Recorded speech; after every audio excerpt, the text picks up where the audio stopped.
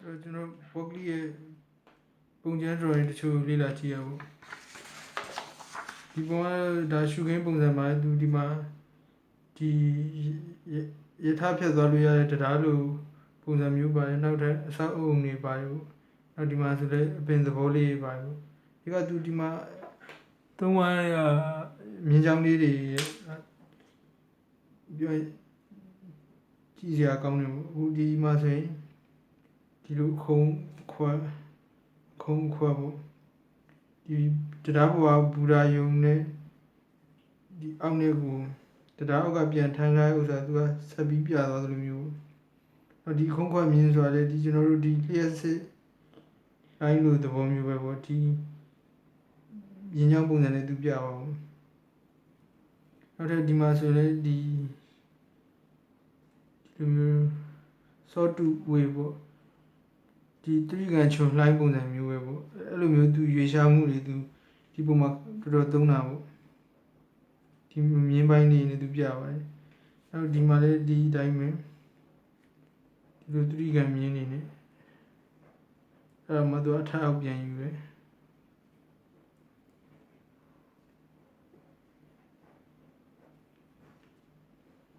လိုမျိုးပေါ့ဒီမြင်းချောင်းလေးနဲ့ပဲသူသုံးပြီးဖွံ့ညွှန်းပါပေါ့ဒီမှာဆိုတော့ဒီမြင်းခွဲလေးငွေလေးတွေနဲ့ပြတယ်ပြီးမှဒါမှသူကဒီမှာအစုပေါ့သူတူရမြင်းနေတဲ့သူကပြရင် group လုပ်ပြီးပေါ်ပြရတဲ့ဘောဒီမှာဆိုရင်ဒီ pattern သုံးခုဒီမှာဆိုလည်းဒါလေးအစုလိုက်ပေါ့အဲ့လိုမျိုးညွှန်းပြပါဒီမြင်းချောင်းလေးနေပဲဒီမှာဆိုလည်းဒီတိုင်းလေးသူကဒီအခြေအနေဒီချက်ဒီပေါ့ဥမာထမ်းထားတဲ့တိုင်းလေးပေါ့ဒီမှာဆိုလည်းဒီအစုနဲ့သူပြပါဒါပဲဒီမှာဆိုလည်းဒီ square ပုံစံ wave နဲ့ပေါ့ဒီအခြေအနေလေးပြပါတယ်ဒီမှာဆိုလည်းဒီခေါင်မိုးရဲ့သွားတဲ့မြင်းတွေဖြစ်မှာပေါ့ဒီပုံစံပဲဒီမြင်းပိုင်းတွေသူဒီမှာအဓိကသုံးတော့ဒီတူညီရဲ့မြင်းပိုင်းစနစ်လေးအစုလိုက်ဖွဲ့ပြီးတော့သူဖွံ့ညွှန်းမှာပေါ့ဒီမှာလည်းဒီတိုင်းရှိမယ်ဒီသဘောလေးပေါ့ range လို့သွားပေါ့အဓိကတော့ဒါတပုံပေါ့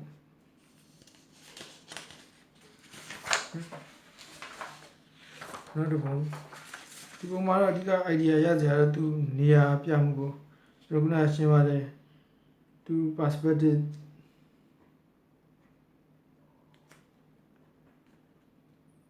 သဘောတရားအရာပေါ့သူ demand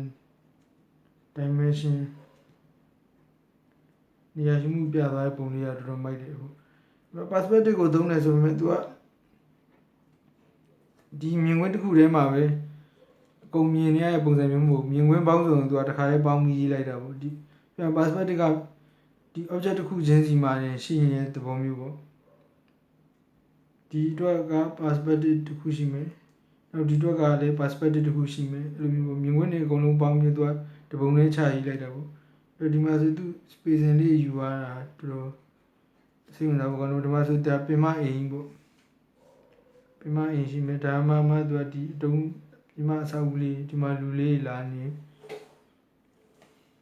ဒီမှာလည်းအဆောက်အဦတွေရှိရဲ့အဲ့မှာဒီကနေသူလှေကားကြီးသွားရလာတဲ့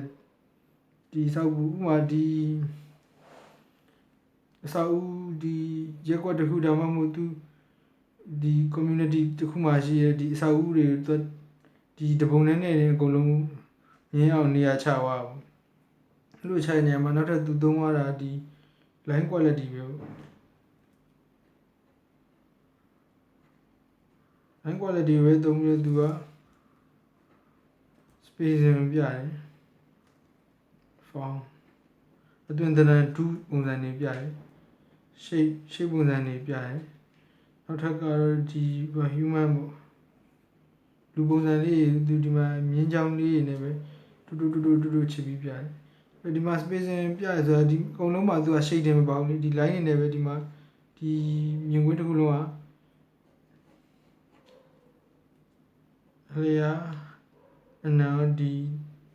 အနက်ကိုရှိရဲဆိုတာဘာလို့ဒီမြင်းတွေရဲ့ဒီလာရပုံစံတွေဖွဲ့စည်းမှုတွေနဲ့ပဲပြပါဘူးနောက်ထပ်ဖောင်ပြတယ်ဆိုတာဒီမှာဒီမြင်းတွေကိုဒီလိုဆက်ထားတဲ့အတွက်ကျွန်တော်တို့ပြောရင် geometry တူးတဲ့တုံးတွေလိုမျိုးအများကြီးကိုဆက်ပြီးပြပါတယ်အဲဒီဖောင်တွေအကုန်လုံးသူကဟိုဆေးပိတ်ချဲတာတွေဟိုရိတ်ထဲရမလို့လုံးဝဒါသူကဒီ line နဲ့ဒိုးရပေါက်ကိုဒိုးရပေါက်ပုံစံနဲ့ပဲသူကဒီဒူးတွေပြပါဘူးဒါမှဆိုတဲ့သူ shape တွေကိုပဲဒီ line တွေနဲ့ပဲထပ်ပြပါရောဒီကတော့ဥမာဒီ shape တွေနဲ့ဒီဟာနဲ့ကွဲသွားတဲ့သဘောကတော့ဒီရှေ့မြင်တဲ့နေရာမှာတော့ကျွန်တော်တို့ဒီမြင်ရတဲ့မြင်ကွင်းကဒူးတွေပမာဏရရှိတဖြည်းဖြည်းဝေးသွားလို့ရှိရင်အကုန်လုံးကဒီဒူးတွေပေါ့ဒူးတွေမြင်တဲ့ကျန်သွားတဲ့သဘောကျွန်တော်ဒီရှုခင်းနေဆိုတဲ့ဒီတိုင်းပဲကိုအရှင်းနဲ့ရှိရဲ့ရဝတ္ထုတွေက 3D အနေနဲ့ပြပြသားသားမြင်ရပဲတဖြည်းဖြည်းနောက်ရောက်သွားတဲ့ခါကျတော့ဒီဒူးတွေအနေနဲ့ဟိုအကုန်လုံးရောထွေးပြီးတော့ပျောက်သွားတာသူဒီသဘောဒီမှာထပ်ပြထားတာဒါတော့ကျွန်တော်လေးလာချက်အရာဒါဆုံးဖြတ်ရအောင်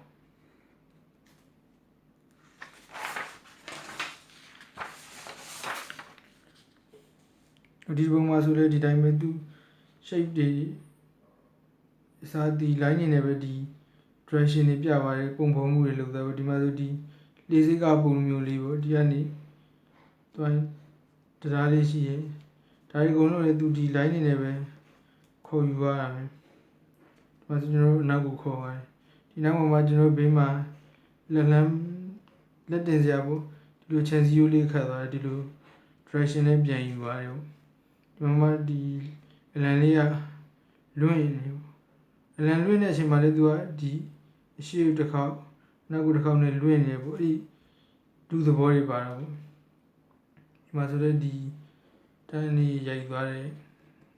ပတ်မှုတွေဒီတရားအောက်ကနေမှကျွန်တော်တို့ဒီဘက်ဟိုဘက်သွားစရာနေရာလေးပြလိုက်တာပေါ့ဟိုဘက်ဒီဘက်နဲ့ရှော့ပြရတယ်အဲ့မှာဒီမှာသူပြောရရင်တရားဘေးမှာကတ်ရိုက်ထားတဲ့ခုံနှန်းလို့နေရာလေးပေါ့အဲ့လိုနေရာလေးပေးထားပြန်အဲ့လိုနေဒါကိုကြည့်ပြီးယူဆတာအဲ့လိုနေရာမှာလေဒီသူ့မြင်းချောင်းတွေကကျွန်တော်တို့ဒီလိုသွားလို့ရတယ်ဒီလိုနေရာတွေရှိတယ်အဲ့လိုမျိုးပဲအဲ့ရနေမှာနောက်ထပ်သူကမနိုင်မှတော့ခုံတန်းနဲ့တရားနဲ့တစ်ခုဆက်ထားသလိုကြီးပဲအဲ့သူဒီကနေမှာနောက်ထပ်နေရာသွားလို့ရရဲ့ဥစ္စာပေးထားဘူးဒီမှာဆိုလေဒီပန်းချံလေးလိုနေဒီထဲမှာအပင်ဆိုင်ထားတာပေါ့ဒါကြည့်စရာပေါ့လို့ပြတော့ဒီဘက်ကိုကျွန်တော်ကသွားလိုက်မယ်ဆိုရင်ဒီဘက်သူဒါ decoration ပုံစံတစ်ခုဒါမှမဟုတ်ငါးဖမ်းပိုက်လို့ငါးဖမ်းပစ္စည်းလိုပုံစံမျိုးပေါ့ဒီပစ္စည်းကလည်းသူကဒီဘဲဥပုံစံနေပေါ့ဘဲဥပုံစံနေသူကတိဆောက်ထားဒါလည်းသူတကယ်ဒုနဲ့ပေါ့ဒီဒုထဲမှာရှိနေဆိုတဲ့အတိုင်းပဲသဘောရအောင်ဒီဘဲဥပုံစံနေနဲ့ပြချက်ကြီးမဟုတ်တဲ့သဘောသူပြထားတာပေါ့ဒီဘက်မှာကြာတော့ဒါတော့သူပြောရင်ကင်းတဲလို့ပါလို့ပုံစံပဲပေါ့တခြားတော့ဒီလိုပြောလို့ရဒီမှာဆိုရင်သူဒီလိုအမိုးလေးလိုမျိုးသူကြည့်စရာနေရာလေးပေးထားပေါ့ဒီတိုင်းမျိုးဒီပုံမှာဆိုရင်သူခုနသူသုံးတဲ့ဒီနေရာချမှု dimension ချမှုကပို့ပြီးတော့တိတာထင်ရှားပါဘာလို့လဲဆိုတော့ဒါအနီးကမြင်ကွင်းတနေရာလေးကိုသူ့ရဲ့ချင်းကတဲ့ပုံစံတော့ဒီ perspective ဆိုရင် perspective အမြင်တစ်ခုတည်း view point တစ်ခုတည်းသုံးတာမဟုတ်ဘဲနဲ့ဒီမြင်ကွင်းမှာ perspective မျိုးစုံပေါ့ perspective မျိုးစုံကိုသုံးသွားပြီးတော့ဒီနေရာတွေကိုဒီကြည့်ရလူကိုသွားလို့ရအောင်ဖန်တီးသွားပေးတာပေါ့ဟို game ပြန် game တစ်ခုရဲ့ setting တနေရာကိုရောက်သွားသလိုမျိုးဖြစ်အောင်သူကဟိုကိုခေါ်ဆောင်သွားပေါ့နေရာတွေ space နဲ့သွားလို့သုံးသွားပေါ့နောက်တစ်ပုံလေးဒီတိုင်းမှာပဲသူဒီမှာဒါတော့သူ indoor ခန်းလေးဖြစ်သွားပြီပထမဆုံးပုံကသူပြင်မြို့တစ်ခုကြည့်ရတယ်ဟို များကြည့်ရတဲ့ရှုခင်းကနေတဖြည်းဖြည်းခုနပုံကဒီ outdoor weather နဲ့အနီးကပ်ဖြစ်သွားဒါကြတော့ indoor အခန်းပုံစံပေါ့ဒီမှာကြတော့သူဒီပထမဆုံးသူယူထားတဲ့ဒီ main frame ပေါ့ကျွန်တော်သူခုနကတော့သူသင်ခန်းစာစာအုပ်ထဲမှာပါတဲ့အတိုင်းပဲသူအခန်းဖွဲ့ထားတယ်ပေါ့အခန်းဖွဲ့ထားတဲ့အချိန်မှာဒီမှာဒီနားလောက်မှာတော့ကျွန်တော် eye level ရှိမှာပေါ့ပြန်တော့မျက်နှာချက်ဘက်ကိုနည်းနည်းကတ်ထားတာပေါ့အဲ့ဒါမှတော့အပေါ်ထည့်ယူထားတာဒီအောက်ဘက်ကိုပုံမြင်စရာပြထားတယ်ပေါ့ဒီဥစ္စာတော့ influence setting ပေါ့ဒီမှာကျတော့ဒီ perspective ကလုံးဝဒီအခန်းတစ်ခန်းလုံးမှာကိုကြည့်စရာဒီမြင်ကွင်းကိုသူနေရာချပေးလိုက်တာပေါ့ဒီနေရာမှာမှသူကဒီထည့်ထားတဲ့ဒီပစ္စည်းတွေဒီဗီဒီယိုတွေကိုနောက်သူ perspective ကိုနောက်တစ်မျိုးသုံးသွားပေါ့ဒီ spacing ရဲ့မှာဒီ spacing အတွက်ကဒီ perspective တခုဒီချထားတဲ့ပစ္စည်းတွေအတွက်ကသူက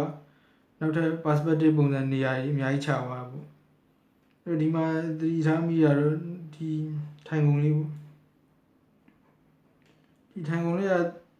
သူပုံရတော့နောက်ထပ်သူရဲ့ spacing perspective တွေဒီမှာနောက်ပရင်ပေါက်ကဒီနိုင်ရမှာတက်ထားပဲဆိုရင်ဒီပရင်ပေါက်ကဒီအခန်းရဲ့ perspective တွေမှာသူကဝင်တော့နောက်ထပ်သူ perspective တခုနဲ့ဒီပရင်ပေါက်နဲ့ဒီကထွက်ထားတဲ့ဟိုshadow play ဟိုက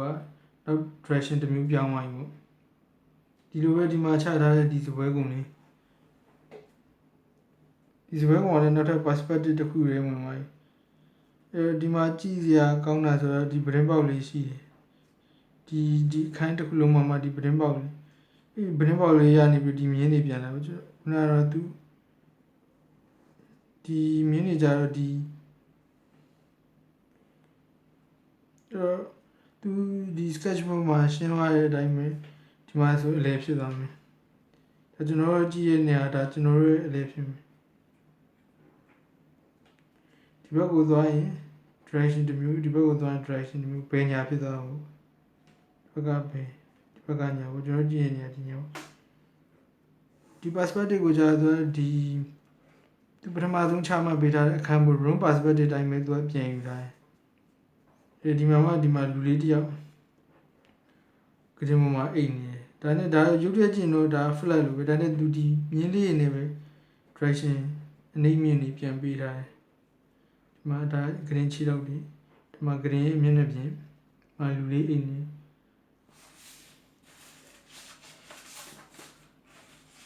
ဒီလိုဆိုကျွန်တော်ဆက်ချင်းလူမြင်လိုက်တော့လူကပြားချက်ချက်ကြီးပဲတည်နေသလားတော့မှားတယ်ဒါဒီစတစ်ကာလေးကတ်ထားတဲ့အတိုင်းပဲအဲ့မှာတော့ဒါလေးထပ်ပြီးလိုက်လူအေးစရာနေရာလေးပြီးလိုက်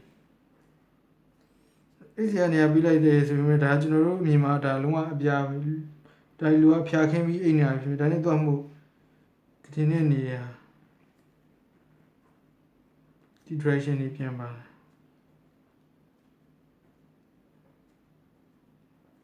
ဒီကသူ spacing ကိုဒီ shading နဲ့ font တွေအများကြီးမသုံးဘဲနဲ့ဒီမြင်းနေနဲ့ကိုကျွန်တော်တို့အများကြီးခေါ်သွားတယ်ပြသွားတဲ့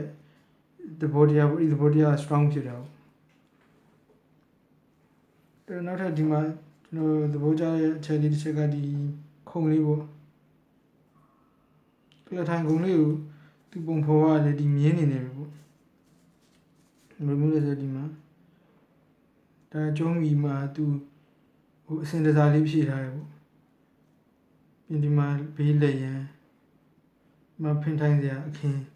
ခြေတော့ဒီလိုမျိုး wire frame ပုံစံမျိုးဒါမှသူသုံးရ line quality ပဲဒီ shape face quality ပေါ့မျက်နှာပြင် quality မသုံးလို့ font quality ကိုလည်းသူကလုံးဝ shading နေနဲ့မဖော်ပြပါဘူးဒါနဲ့ကျွန်တော်တို့မြန်မာဒါခုံတစ်လုံး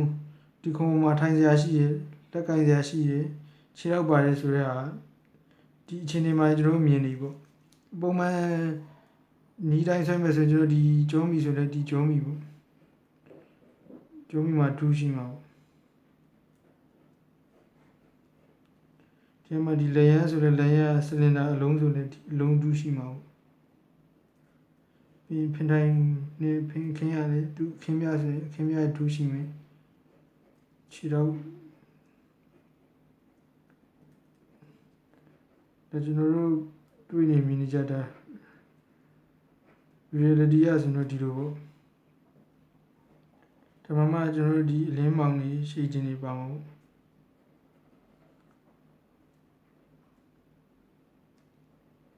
ပုံမှန်ချင်းကတ်တဲ့အတိုင်းချင်းကတ်ရင်တော့ဒီလောက်ထဲမှာခုံတလုံးဆိုတာဖြစ်တာပေါ့ဒါနဲ့သူကအဲ့အချက်တွေအကုန်လုံးကိုရှော့ချပလိုက်တယ်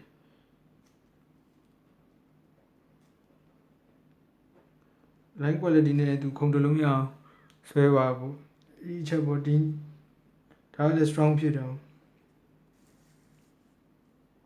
ဒီပုံကဒါလောစင်မှာဒီလောက်ပဲမြင်သေးရပေါ့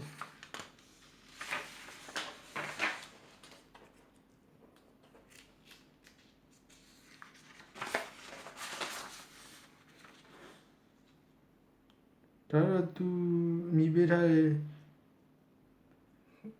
ငါဆက်ပေါ် back of machine ပေါ့အဲ့ဒီကပုံချမ်းပေါ့ဒါတော့အဓိကတော့ကျွန်တော်တို့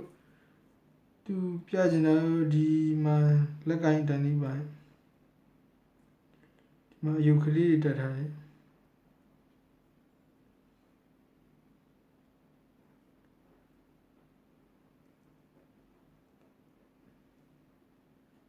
ဒီမှာဝင်ယူအသိရှိဖို့ဒီယူလေးဒါလေးလှည့်ပြီးလို့ရှိရင်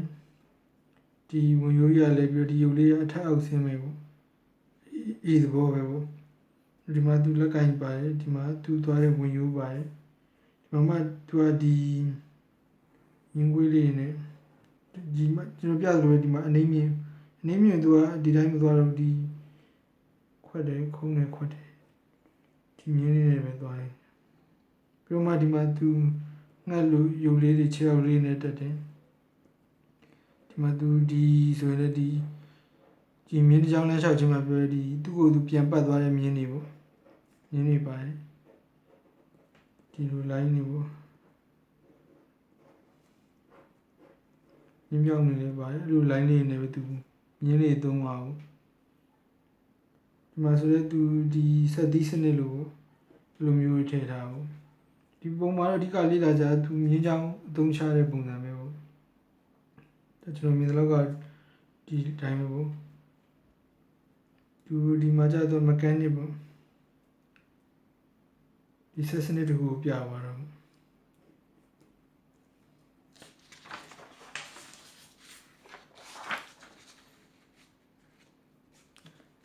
ဒါလည်းစိတ်ဝင်စားဖို့ကောင်းပါတယ်ဒီပုံကတော့ဘယ်လိုမျိုးလဲဆိုတော့ကျွန်တော်တို့ဒီပြီးသူကပေါ့ပြီးသူကပုံရေးတဲ့အခါ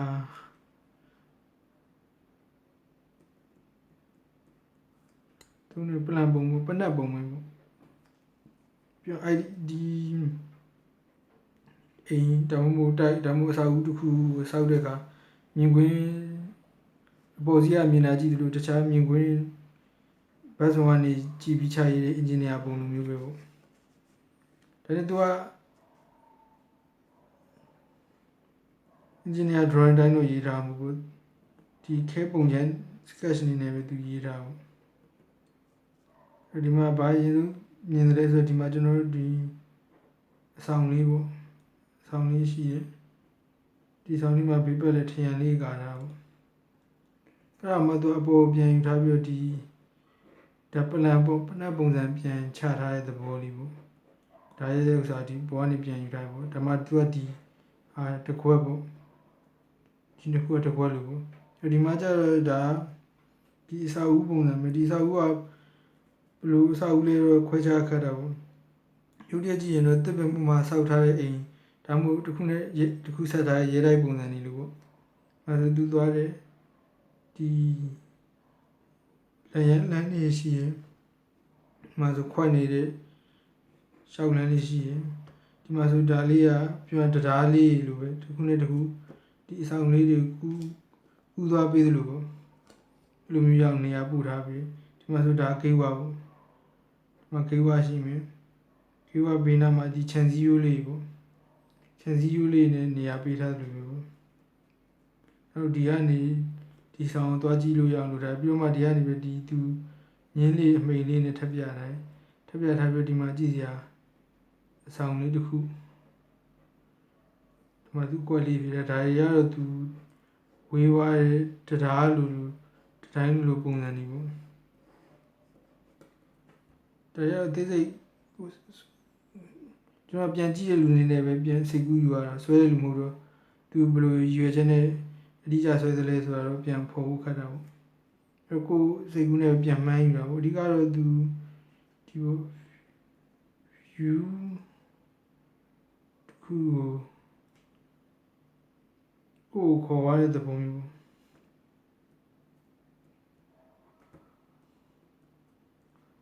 လူမျိုးနေရာချပေးထားပေါ့ spacing လုပ်ပေးထားပေါ့ဒီ user သူခဏခဏသုံးနေပေါ့အဓိကတော့ဒီမှာသူသုံးတဲ့အထဲမှာဒီ 3D ဖြစ်တဲ့ 3D quality ဖြစ်တဲ့ font တို့ shading တို့အဲ့ဒါသူမထည့်ထားဘူးဒီ line နေနဲ့ကိုသွားစရာကဘာတစ်ခုအချိန်တစ်ခုရအောင်သူဖန်တီးသွားတဲ့ချက်တွေပေါ့အဲ့ရတော့တော်စိတ်ဝင်စားဖို့ကောင်းတယ်ပေါ့ဒီပုံကနောက်ဆုံးပုံပေါ့ဒီပုံကတော့သူရှင်းပါတယ်ဒီဖြက်လန်းပေါ့ဖြက်လန်းတစ်ခုကိုပဲသူဆွဲထားတာမှသူကအကွက်တွေချပြီးတော့ဒီရောင်တွေဖြည့်ထားတယ်ပေါ့ဒီရောင်တွေမှာလိုက်ကြည့်ရင်တော့စဉ်းစားစရာအများကြီးပါမို့လောစရာတော့ကျွန်တော်တို့ဒီ spacing ပဲပေါ့နေရာရပဲလေ့လာပေါ့အဓိကဒီမှာ obvious ပေါ့တိတာထင်ရှားနေတဲ့ဒီမြင်းနှစ်ကြောင်ပေါ့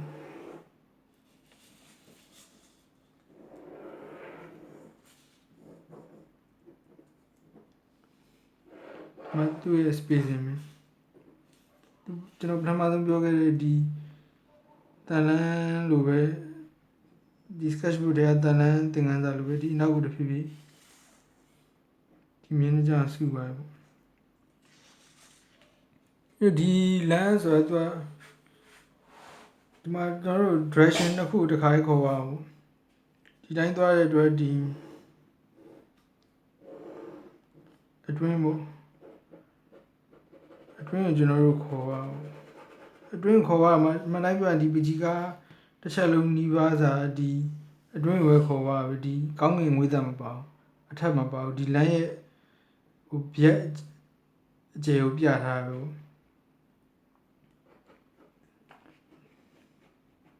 နောက်ပြီးမှဒါကိုပြန်ဖြတ်ထားဒီမှာချထားတဲ့အကွက်လေးရဲ့ direction တွေအကုန်လုံး horizontal တွေပဲအဲ့ဘလူးပြန်သွားတယ်ဆိုကျွန်တော်ဒီဘက်မှာပြောရင်အလျားနံပေါ့လျားနံရွေးရှားမှုကိုဒီမှာပြန်ရှိသွားပြန်ဒီပုံမှန်အတိတ်နဲ့အလျားနံကုန်ပါပါဘူးဒီကသူဒီလမ်းချိန်ဒီကကျွန်တော်လမ်းဖြတ်ကူးတဲ့နေရာမျိုးဒီညနေဒီ cross လုပ်ရတဲ့သဘောမျိုးပေါ့ဒီ cross လုပ်တဲ့လမ်းဝဲသူကဟိုအကျယ်ကြီးပြထားတယ်ဒီမျက်စိမြင်တဲ့ TAT တဆုံးပြထားပေါ့ဒီ spacing ကိုကျွန်တော်တို့ပေးလိုက်တာပေါ့ဒီ spacing မှာသူအကွက်လေးထချဆိုတာနေရာလေးထပ်ဖန်တီးပြီးတော့ဒါမှတော့စမ်းကြောင်းလို့ပုံစံမျိုးတွေယူဆလို့ရအောင်ဒီလိုအကွက်လေးထချနေရာလေးဖန်တီးပြီးတော့ကျွန်တော်တို့တပြင်လုံးသွားကြည့်လို့ရအောင်ရှောက်ကြည့်လို့ရအောင်atmosphere ပေးလိုက်တဲ့သဘောပေါ့ဒါတော့သူရဲ့ပုံညာအချိုတွေလေးလာချက်တွေပေါ့ဒီထဲကနေပြီးတော့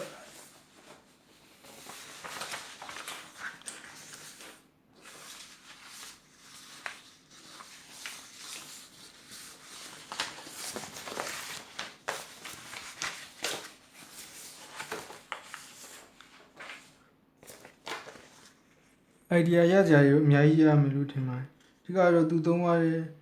ပြန်ခြုံပြသူသုံးရတဲ့ဒီ line ဒီကပေါ့ line ရဲ့ spacing ရဲ့ပေါ့ဒါနဲ့ပတ်သက်ပြီးတော့တော်တော် ကျွန်တော် idea ရစရာပါမယ်လို့ထင်ပါတယ်ဒီဘုံ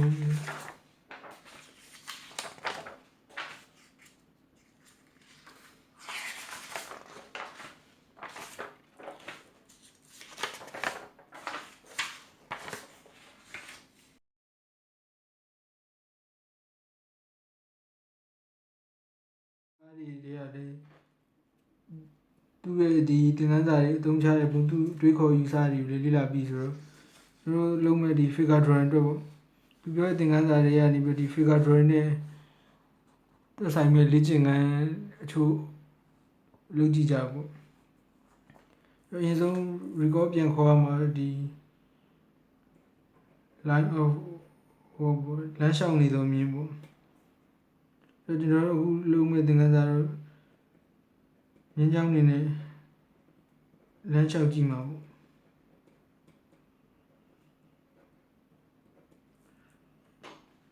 ပေါ့ပထမဆုံးလုံးမှာတော့ဒီမှာကျွန်တော်ဓာတ်ပုံတစ်ပုံ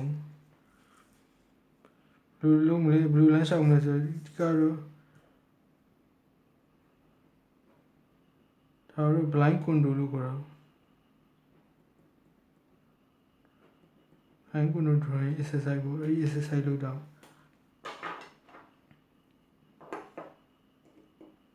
ဒါတော့ဘာလို့လဲဆိုတော့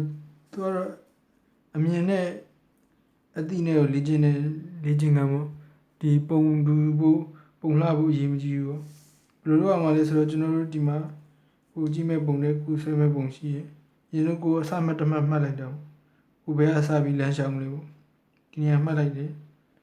မှတ်လိုက်သလိုကျွန်တော်တို့ဒီမှာလည်းမှတ်လိုက်တယ်ပေါ့မှတ်ပြီးရင်ကျွန်တော်တို့ကကိုဆွဲတဲ့ပုံမကြည့်တော့ဒီကို reference ရွေးပုံကြည့်တယ်ကိုမျက်စိကိုတဖြည်းဖြည်းချင်းဒီကို reference ရွေးဥစားနေတဖြည်းဖြည်းချင်းမျက်စိကိုရှောက်သွားရွေးရှားသွားရပေါ့ဒီ line တိုင်းရွေးရှားသွားသလိုတစ်ဖက်ကလည်းဒီမှာနေလက်ကနေပြီးလမ်းလျှောက်သွားမှာပေါ့ဒီကိုရဲ့မြင်ကြအောင်လမ်းလျှောက်သွားမှာပေါ့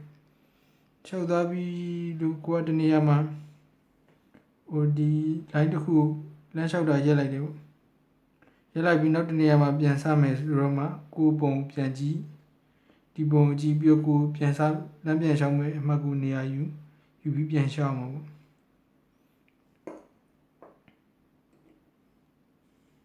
အဲ့တော့စရေးကြည့်ရအောင်ကျွန်တော်ဒီနေရာပဲစလိုက်မယ်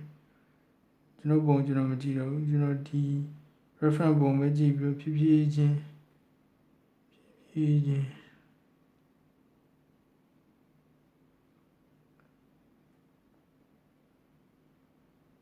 ဒီပုံလေးဒီလေ့ကျင့်ကတော့ဖြည်းနိုင်နေကောင်းနေပဲပေါ့လောစရာမလိုဘူး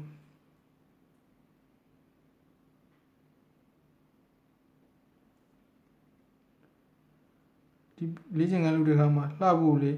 မလိုဘူးကိုမြင်တဲ့အတိုင်းဖြည်းဖြည်းချင်းလမ်းလျှောက်သွားဖို့ပဲလိုတာပေါ့ဒီမှာဆိုလက်ဖြင့်လက်ဖွားရဲ့လက်ဖြင့်ပြန်လာတယ်ဒီလက်ဖြင့်တိုင်းလျှောက်လာတယ်ကျွန်တော်တောင်စစ်ကိုရောက်ပြီတောင်စစ်ကနေဆက်လျှောက်တယ်လမောင်းအောက်ရောက်တယ်ဒီကနေလျှောက်တယ်သူရဲ့ဒီရင်သားကိုရောက်သွားမယ်အဲဒီကနေဆက်လျှောက်လာတယ်ပြန်ကြွေပါတယ်ဒီမှာကျွန်တော်တစ်ချက်ရလိုက်ပြီးတော့ကျွန်တော်ဒီအတွင်းကနေပြန်ဒီညာပေါ့ညာနေပြီး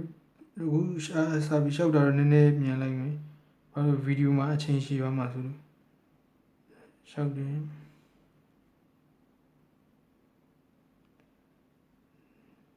လက်ဖမူးနာရောက်လာလက်ဖွားနာရောက်တယ်လက်ညှိုးရောက်တယ်တစ်ချက်ရက်လိုက်တယ်နောက်လေဘင်းနာပြန်စားရှောင်းမယ်ခေါင်းပတ်သွားမယ်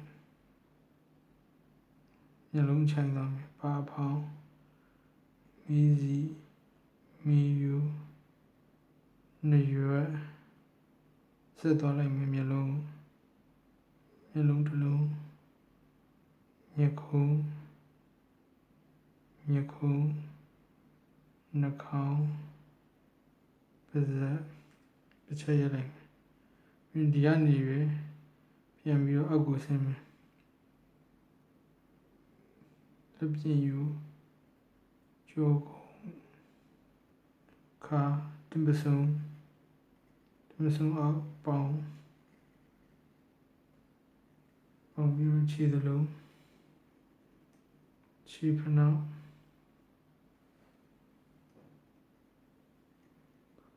ခြေဖမူဒူးကောင်းပေါင်းအင်္ဂါဆက်ဒီမှာတစ်ချက်ရမယ်ဒီကနေပြန်လာမယ်ပခုံးလက်မောင်းလက်ပြင်တစ်ချက်ပြန်ရမယ်ဒီကနေပြန်လာမယ်ပေါင်းဒူးကောင်းခြေသလုံးခြေဖမူခြေဘဝခြေဖနောက်ပြန်လျှောက်လာမယ်အပေါ်ပြန်လျှောက်လာခြေသလုံးကိုရောက်တယ်ပြင်ပေါင်းတွင်းသားပြင်အောင်မယ်တစ်ချက်ရလိုက်ပြင်ဒီကနေဒီရင်သားပြန်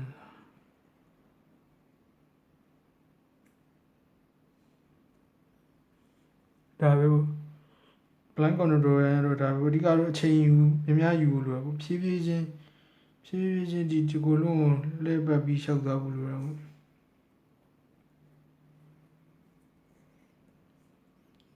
ဒီလိုဆိုရင်ဘာလဲဆိုအဓိကအမြင်ပေါ့အမြင်မှာကျွန်တော်တို့ကဒီရုပ်တရက်ကြည့်လိုက်တော့ဒါတွေကုန်လုံးမြင်းကွေးတွေထင်နေရမယ်တဖြည်းနေရာမှာကိုကွေးနေထင်တာရဖြောင်းနေတချို့ကိုလုံးနေထင်တာရချွန်နေပေါ့အဲ့လိုအမြင်မျိုးတဖြည်းမြင်လာပေါ့မြင်လာသလိုတိလဲတိလာပေါ့နှိမ်သွားရင်မြင့်သွားရင်ဝင်သွားရင်ထွက်သွားတယ်ပေါ့အဲ့ဒါအဓိကသိဖို့ဒီလေ့ကျင့်ခန်းလိုရတာပေါ့ပုံလှဖို့မဟုတ်ဘူးပေါ့ဒါတော့မြင်းတစ်ချောင်းလမ်းလျှောက်ခြင်းအတွက်အဓိကလေ့ကျင့်ခန်းတစ်ပေါ့ဒါဒီ figure drawing မှာဒီ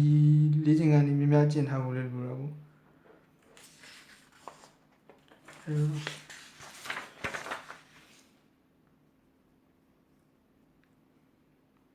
နောက်တဲ့လေ့ကျင့်ခန်းဒုတိယတစ်ခု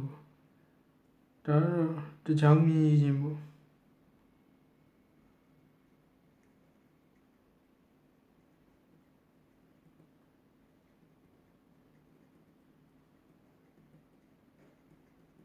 ဒါကြတော့ကျွန်တော်အတွက်ပုံနေရင်းပေါ့ဘယ်လိုလဲဆိုဒါတော့ရှင်းပါတယ်ကျွန်တော်တို့ဒီမြင်းတစ်ချောင်းစားလိုက်ပြီဆိုတာ ਨੇ ဒီဘောပါမမတော့တနေရာနဲ့တနေရာဒီဖိလျက်သားပဲသွားပြီးတော့ဆွဲမှာပေါ့ဆက်ဆွဲသွားမှာပေါ့ဒါတော့ကျွန်တော်အမြန်ကြီးနဲ့ဆွဲမှာပေါ့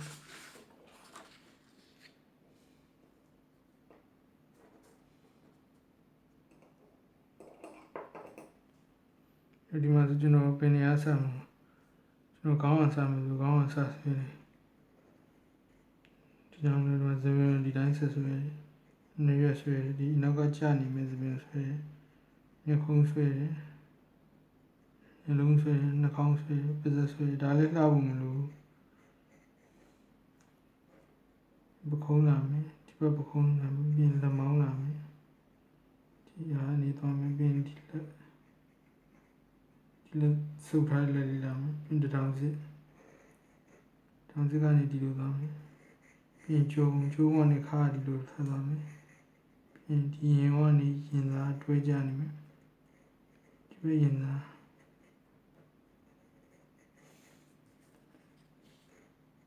ချက်ရှိမယ်ဒီမဆုံးခွက်ရှိမယ်အင်္ဂါသက်ရှိမယ်ဒီမဆုံးရှိမယ်ပေါင်းနေရှိမယ်ခြေလုံးရှိမယ်ခြေဝါးရှိမယ်ပေါင်းနေရှိမယ်ဒီခြေလုံးဒီခြေဝါးရှိမယ်လက်မောင်းလာမယ်ရှိလက်မောင်းလက်ချောင်း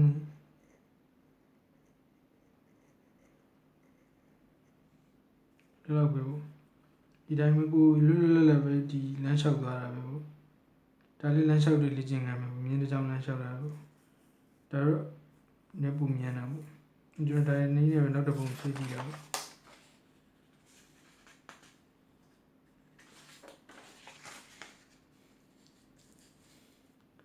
ဘုံဆိုလည်းကျွန်တော်ဒီ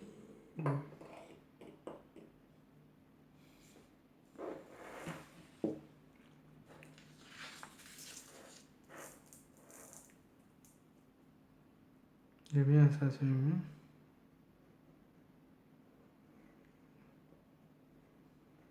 ကောင်း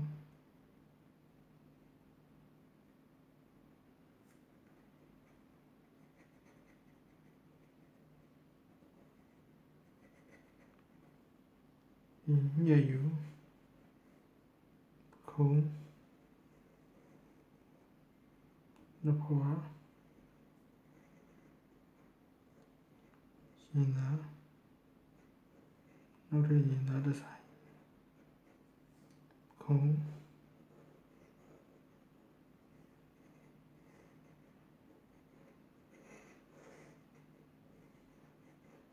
ခါထောက်နေပုံဒီမှာဒီခြေထောက်လာပြီ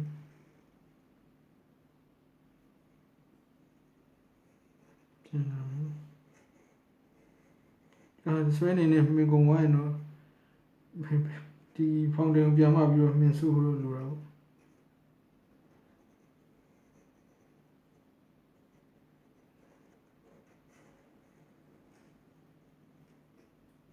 ကိုယ်စိတ်ခံစားလို့ရတော့ဒါဆွဲလို့ရအောင်ဒီတိုင်းမျိုးဒီလောက်ပါဒီသင်ခန်းစာကိုကျွန်တော်ဒီ conclude လုပ်ဖို့ဆိုရင်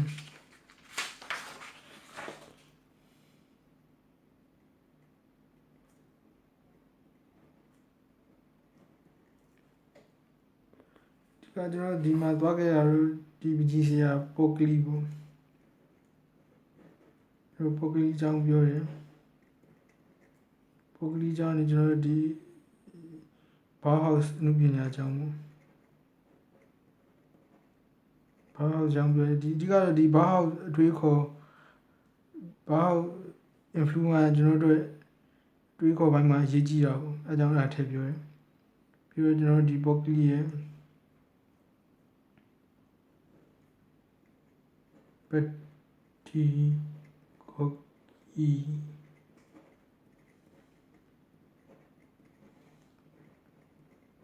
ဒီတို့ပတီကိုကီက sketch book ထဲကလက်စင်ချူတင်ခန်းစာချူပေါ့အဲ့ထဲမှာအဓိကကျွန်တော်တို့အတွက် main point ကတော့ဒီ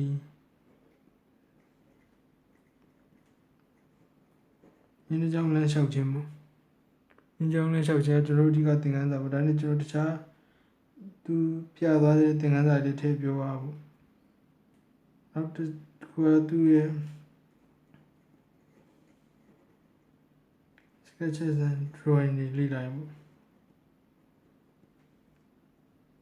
ဒီတဲ့ပုံချမ်းတွေ drawing ပုံတွေလေ့လာပြီးတော့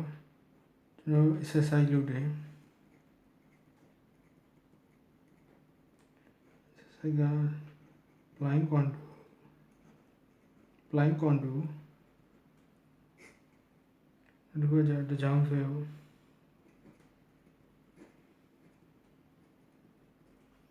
့ဒီနေ့သင်ခန်းစာတော့အဓိကတော့ကျွန်တော်တို့ဗကြီးဆရာပုတ်ကလေးရဲ့